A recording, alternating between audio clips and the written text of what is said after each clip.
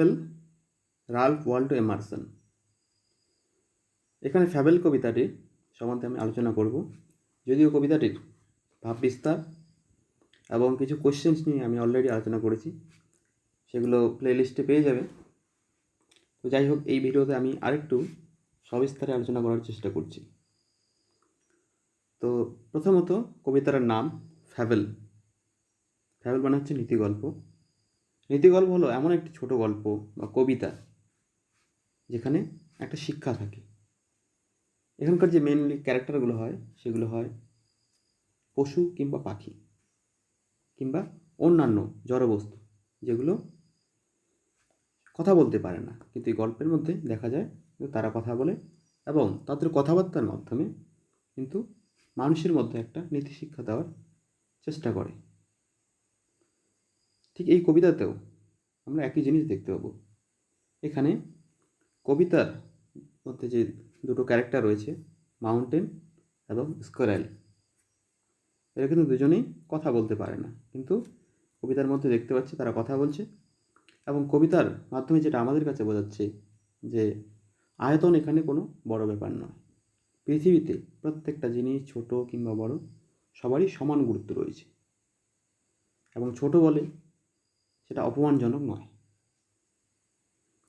তো কবিতাটার যে পয়েন্টগুলো মেনলি মনে রাখা দরকার, যাতে কবিতা থেকে যে কোনো কোশ্চেন আসলে খুব সহজেই লেখা যেতে পারে, সেই পয়েন্টগুলো আমাদের জেনে নেওয়া দরকার। তো কবিতাটা আমি একটু সংক্ষেপে পড়ছি এবং বাংলাটা বলে দেওয়ার চেষ্টা করছি, এবং সেই সঙ্গে পয়েন্টগুলো বলে দেওয়ার চেষ্টা করছি। প্রথমে একটু কবিতাটা বাংলায় পড়ে নিই, ইংরেজিতে পড়ে নিই, তারপরে বাংলায় অনুবাদ করার চেষ্টা করি। The mountain and the squirrel had a quarrel. অর্থাৎ পর্বত এবং কাঠবিড়ালির মধ্যে ঝগড়া হয়েছিল। And the farmer called the latter little prig. এবং আগের জন পরের জনকে বলেছিল লিটল প্রিক। আগের জন বলতে মাউন্টেন, পরের জন বলতে স্কোয়ারেল। লিটল প্রিক বলেছিল, অর্থাৎ ছোট্ট নীতিবাগীশ ব্যক্তি। বান রেপ্লাইড, বান মানে এখানে কাঠবিড়ালি, সে কি বলেছে? You are doubtless very big, যে তুমি নিঃসন্দেহে অনেক বড়।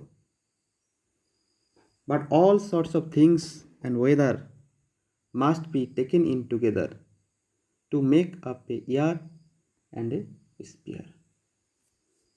কিন্তু কি বলছে? কিন্তু সব ধরনের জিনিস আর আবহাওয়া অবশ্যই একসাথে জড়ো করতে হবে, যাতে তৈরি হয় একটা বছর এবং একটা পৃথিবী। And I think it no disgrace to occupy my place. এবং আমি এটা মনে করি যেটা কোনো লজ্জার বিষয় নয়, আমি যে আমার জায়গাটুকুই নিয়ে আছি, আমার যতটুকু নেওয়া দরকার ততটুকুই নিয়ে আছি, এবং এটা কোনো লজ্জার বিষয় নয়। If I am not so large as you, you are not so small as I. আমি যদি তোমার মতো অত বড় না হই, তুমিও কিন্তু আমার মতো এত ছোট নও। And not half so স্প্রি।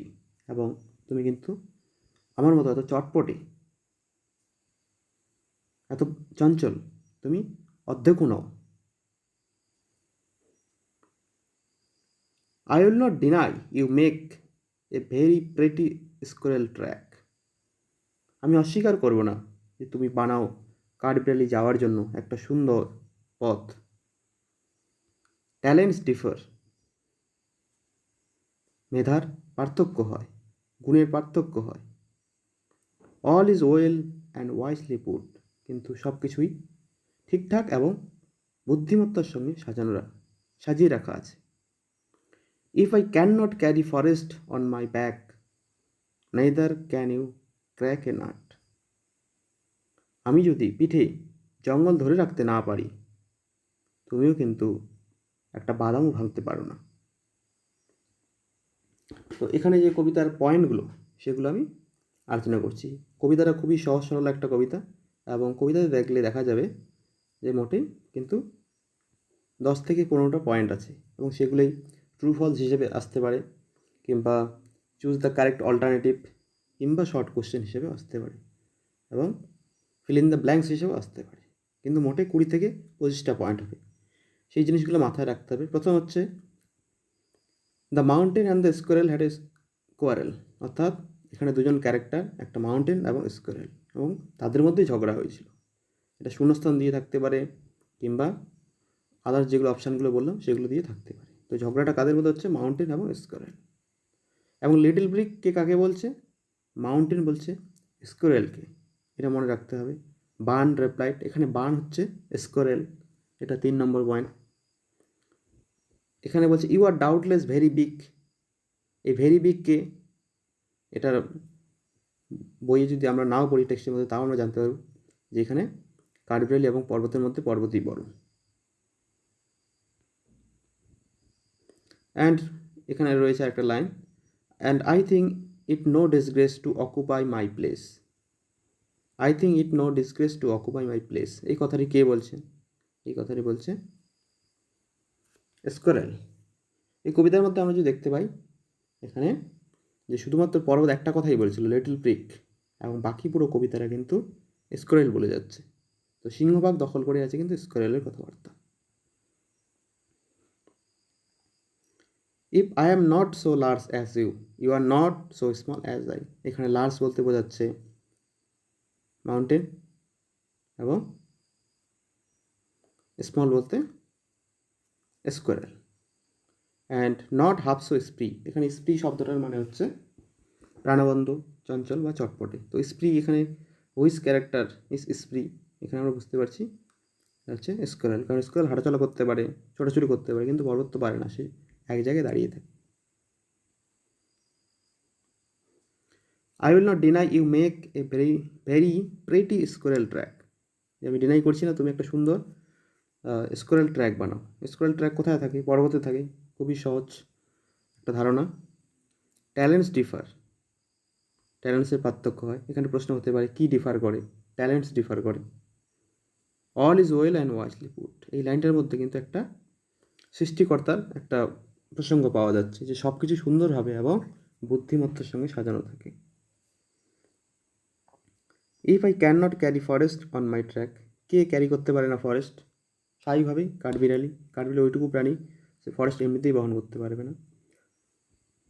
Neither can you crack a nut, বাদামকে ভাঙতে পারে না, পর্বত ভাঙতে পারে না। এই যে এই মোটেই হচ্ছে এই কয়েকটা পয়েন্ট। তো আমরা যদি এই কোশ্চেনগুলো টেক্সটের মধ্যেও দেখি কিংবা যে টেস্ট পেপার বা যে কোনো নোট বইতে দেখি, কিন্তু এই কোশ্চেনগুলোই ঘুরিয়ে বেশি দেওয়া থাকে। তো আমি প্রথমত শুরু করি অল্টারনেটিভ দিয়ে, যে হচ্ছে the quarrel was between the mountain and the squirrel, এটা 1 নম্বর পয়েন্ট। ঝগড়াটা কার মধ্যে হয়েছিল? মাউন্টেন এবং স্কোয়ারেলের মধ্যে। Bun has no doubt that mountain is, অর্থাৎ কাঠবিড়ালির কোনো সন্দেহ নেই যে পর্বত হচ্ছে অনেক বড়, বিগ। আরেকটা জিনিস বলে রাখি যে যখন কোশ্চেন থাকবে অল্টারনেটিভ কোশ্চেনের ক্ষেত্রে বেশিরভাগই দেখা যায় যে অপশানগুলোতে যে দেওয়া থাকে সেগুলোতে শুধুমাত্র রাইট অ্যান্সারটাই টেক্সটের মধ্যে থাকে, যে বাকি আরও যে 3টা অপশান থাকে সেই অপশানগুলো সাধারণত কিন্তু টেক্সটের মধ্যে থাকে না। তো সেটাও একটু খেয়াল রাখতে হবে। এখানে কবিতাটার যে স্টাইল সেটা হচ্ছে একটা কনভারসেশন টাইপের কবিতা। এবং কোয়ারেলটা, এখানে কোয়ারেলটা কে শুরু করছে, ঝগড়াটা কে শুরু করেছে? এখানে শুরু করছে কিন্তু পর্বত, কারণ সে স্কোয়ারেলকে লিটল ব্রিক বলেছে। এই একটা পয়েন্ট মনে রাখতে হবে। লিটল ব্রিক বলতে এখানে কাকে বলা হচ্ছে? স্কোয়ারেলকে বোঝানো হচ্ছে। বার্ন বলতে কাকে বোঝানো হচ্ছে? স্কোয়ারেলকে বোঝানো হচ্ছে। স্কোয়ারেল বলেছিল যে সব কিছু নিয়েই all weathers come together to make a year, এটা একটা পয়েন্ট। এবং কাঠবিড়ালি মনে করে যে it is no disgrace to occupy my place, যে পৃথিবীতে ছোট হয়ে থাকা বা নিজের জায়গা দখল করে থাকা কোনো একটা লজ্জার বিষয় নয়। It is no disgrace to be small, ছোট হওয়াতে কোনো আপত্তি নেই। I am not so large as you, এই কথাটা কে বলেছে? এই কথাটা স্কোয়ারেল বলেছে। মোট কথা কবিতার মধ্যে শুধুমাত্র প্রথম দিকে লিটল ব্রেক এই কথাটাই বলেছে পর্বত, আর বাকি কোনো কথাটাই কিন্তু বলেনি। তাহলে ওইটা বাদ দিয়ে যদি বাকি অন্য কোথা থেকে যদি প্রশ্ন আসে যে এই কথাটি কে বলেছে, তাহলে অ্যান্সার হবে স্কোরেল বা লিটল ব্রেক বা বান। তো মাউন্টেনের যে এখানে কোয়ালিটি সেটা হচ্ছে ভেরি বিগ, এবং এখানে যদি আমরা দেখি কোয়ালিটি স্কোরেল সেটা হচ্ছে স্প্রি একটা কোয়ালিটি, এবং যে কিন্তু ভাঙতে পারে, ক্র্যাক নাট ভাঙতে পারে, ক্র্যাক করতে পারে, এবং এক্ষেত্রে মাউন্টেন কী করতে পারে, ইট ক্যান ক্যারি ফরেস্ট। তো এরকমই অপশান থাকবে। এক্ষেত্রে স্কোরেল কী করতে পারে না, তার পিঠে ক্যারি করতে পারে না, ফরেস্ট ক্যারি করতে পারে না, কিন্তু কে পারে, মাউন্টেন পারে। এগুলো খুবই স্বাভাবিক প্রশ্ন এবং খুবই সাধারণ প্রশ্ন, একটু বুদ্ধি ব্যবহার করলেই সহজে সবাই লিখতে পারবে। The nut can not be cracked by, nut কে ভাঙতে পারবে না, মাউন্টেন ভাঙতে পারবে না।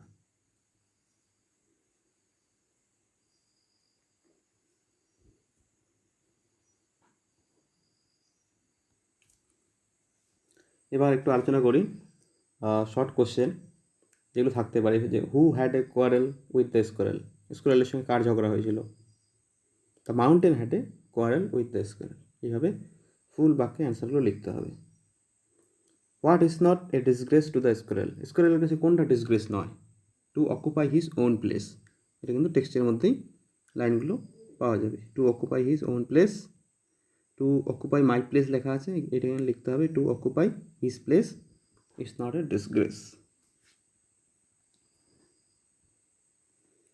What is it that স্কোরেল does not deny, স্কোরেল কি ডিনাই করে না, স্কোরেল যেটা ডিনাই করে না সেটা হচ্ছে এখানে লাইনটার মধ্যে রয়েছে, I will not deny you make a very pretty squirrel track.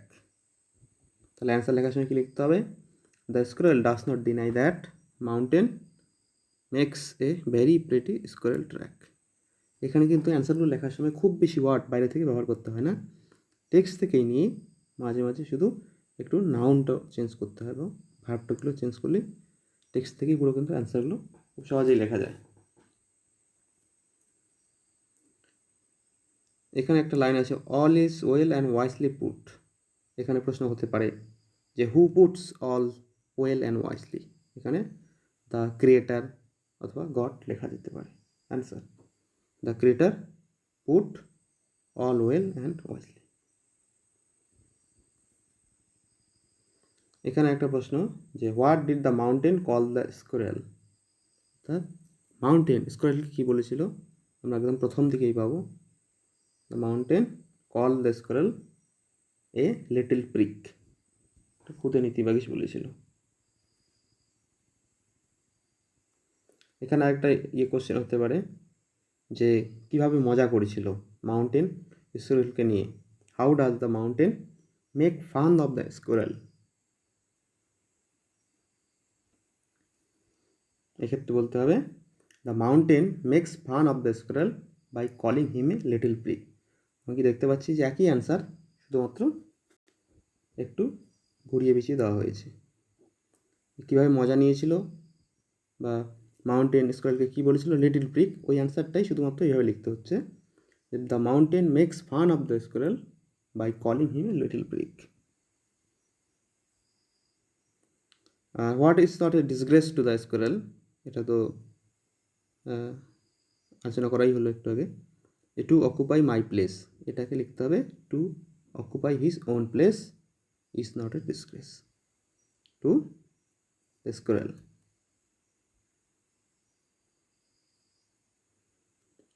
তারপরে যেটা স্কোরেল বলেছে যে অল থিংস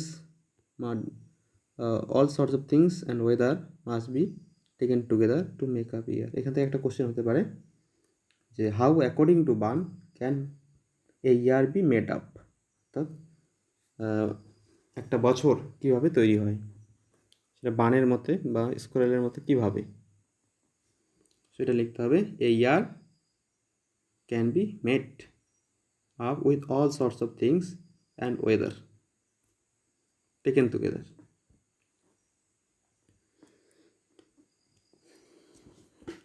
এখানে একটা কোশ্চেন যে কে স্কোরেল ট্র্যাক তৈরি করে, who makes a track for the squirrel, the mountain makes a track for the স্কোরেল।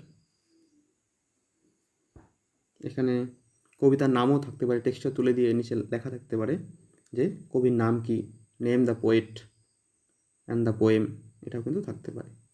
তো কবিতার নাম হচ্ছে ফ্যাবল, মনে রাখতে হবে, আর পোয়েট হচ্ছে রাল্ফ ওয়ালডো এমারসন। এখানে হু ক্যান ক্যারি ফরেস্ট আর কে ফরেস্ট ক্যারি করতে পারে, কে ক্যারি করতে পারে না, এটা খুবই সহজ। এবং আরেকটা হচ্ছে কে নাট ভাঙতে পারে, কে ভাঙতে পারে না। এখানে আমরা যদি বাংলাটা একটু ভাবি তাহলে বুঝতে পারবো। ফরেস্ট ক্যারি করতে পারে কে, মাউন্টেন কে পারে না, দ্য স্কোরেল, নাট কে ভাঙতে পারে, স্কোরেল পারে কিন্তু পর্বত পারে না। এখানে আর এই টেক্সটটা এবছর মাধ্যমিকের জন্য কিন্তু খুবই গুরুত্বপূর্ণ। এই টেক্সটটা আরেকটা টেক্সট আছে, ওটা আমি পরে আলোচনা করছি। এখানে প্রশ্ন একটা হতে পারে ইম্পর্টেন্ট, যে mention two qualities of the mountain, মাউন্টেনের দুটো কোয়ালিটি বা গুণ, সেটা কিন্তু ইয়েরও আসতে পারে, স্কোরেলের দুটো গুণ। মাউন্টেনের দুটো কোয়ালিটি কী হতে পারে, যে মাউন্টেন কী তৈরি করে, একটা ভেরি প্রেটি স্কোরেল ট্র্যাক তৈরি করে। Mountain can make a very pretty squirrel track. এছাড়াও beside this it can carry forest on his back, এছাড়াও সে হচ্ছে ফরেস্ট ক্যারি করতে পারে। এই যে দুটো কোয়ালিটি, এই সেম জিনিসটা কিন্তু এর ক্ষেত্রেও বলা যেতে পারে। সেম ধরনের কোশ্চেন স্কোয়ারেলের ক্ষেত্রে হতে পারে, যে mention two qualities of the squirrel. সেক্ষেত্রে একটা কোয়ালিটি হবে, সে হচ্ছে spree, the squirrel is spree and it can crack a nut, সে বাদাম ভাঙতে পারে, এটা একটা বৈশিষ্ট্য হবে। তো এইভাবেই কিন্তু মোটামুটি কোশ্চেন হবে, খুব বেশি কঠিন নয় টেক্সটটা। মেইন 8 থেকে 10টা পয়েন্ট আছে, ওগুলো কিন্তু ঘুরিয়ে পিছিয়ে কোশ্চেন হতে পারে। যেমন টেস্ট পেপারের মধ্যে যে কিছু কিছু কোশ্চেন দেখা যায়, এরকম কোশ্চেনই হয়েছে, যে who is the writer of the poem, who are refer to as I and you. এখানে আই এবং ইউ বলতে কাকে বলা হয়েছে, আই বলতে এখানে স্কোয়ারেল এবং ইউ বলতে the mountain. Why is not a disgrace to occupy the squirrel's place, যে এটা স্কোয়ারেলের কাছে কেন ডিসগ্রেস নয়।